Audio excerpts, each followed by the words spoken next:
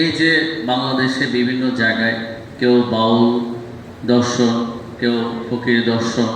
যে যেভাবে আছে সুফি দর্শন, তাদের উপরে যে হামলা হচ্ছে, তাদের উপরে যে নির্যাতন হচ্ছে, যে যে ধর্মে যে যেটা বিশ্বাস করে, যে যেভাবে শান্তি পাচ্ছে তার কর্ম করে, এই যে তাদের উপর যে নির্যাতন হামলা হচ্ছে, এটাও কিন্তু রাষ্ট্রের দায়িত্ব। আমি মাননীয় মন্ত্রী মহোদয় আছেন,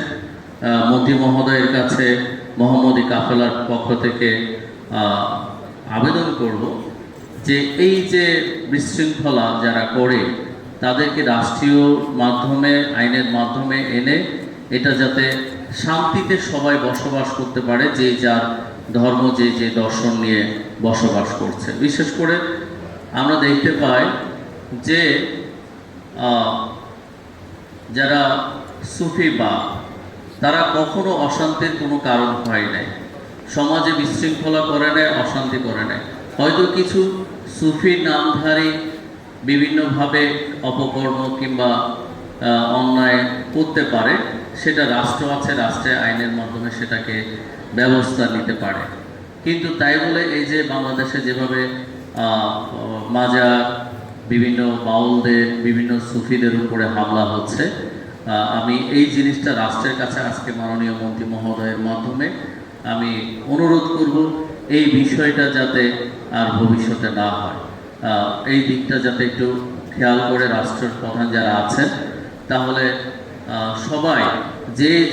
যেই ধর্মেরই আছে সবাই শান্তিপূর্ণভাবে বসবাস করতে পারবে, যার যেই দর্শন সেটা গ্রহণ করতে পারবে। তো সকল কিছুই কিন্তু শান্তির জন্য।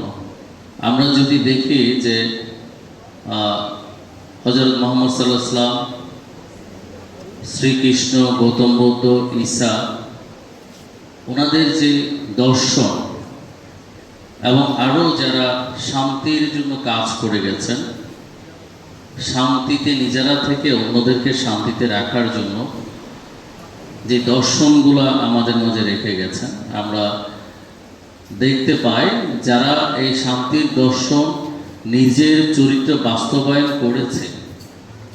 তারা একদিকে নিজে যেমন শান্তিতে থেকেছে, অন্যদিকে সমাজ রাষ্ট্রকে শান্তিতে থাকার ব্যবস্থা করে দিয়েছে। আজকে আমরা শান্তিতে থাকার জন্য, নিজেকে চেনার জন্য, আজকে আমরা যে দর্শন, নৈতিকতা, নিজেকে ভালো মানুষ হিসেবে পরিচিতি লাভ করা, যেভাবে শান্তি পায় না কেন, যেভাবে শান্তি প্রতিষ্ঠা করে না কেন,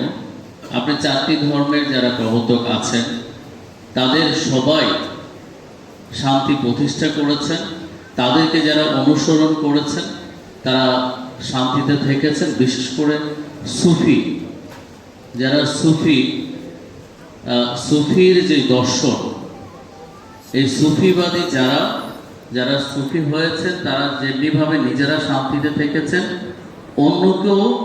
শান্তিতে থাকার জন্য এবং রাষ্ট্রকেও শান্তি রাখার জন্য ব্যবস্থা করে দিয়েছেন। আজকে আমরা দেখি যেই সেক্টরে আছেন,